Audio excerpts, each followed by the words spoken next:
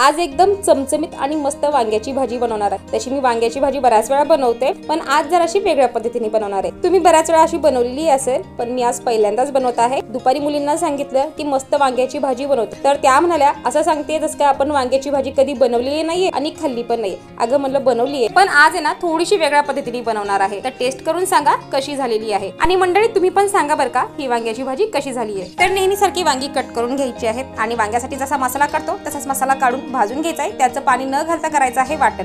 आणि आता वांगी स्वच्छ धुवून त्याच्या देठामध्ये आपल्याला थोडं थोडं मीठ भरून घ्यायचं आहे। कढईत थोडंसं तेल घालायचं आहे आणि मीठ भरलेली ही वांगी कढईमध्ये घालून 5 मिनिटं फ्राय करून घ्यायची आहे। याच कढईमध्ये थोडंसं तेल घालून जो वाटलेला मसाला आणि घरचे मसाले एकत्र घालून थोडंसं परतून घ्यायचा आहे। तयार केलेला मसाला हा वांग्यामध्ये भरून घ्यायचा आहे। कढईत घालायचे पुन्हा थोडंसं तेल, त्यामध्ये मसाला भरलेली वांगी आणि उरलेला मसाला सगळा घालून घ्यायचा आणि थोडंसं पाणी घालून 10 मिनिटं वाफेवरती ही भाजी शिजून घ्यायची आहे। लॉंग व्हिडिओ सुद्धा अपलोड केलेला आहे, तर तुम्ही नक्की पहा आणि चॅनल पण सबस्क्राइब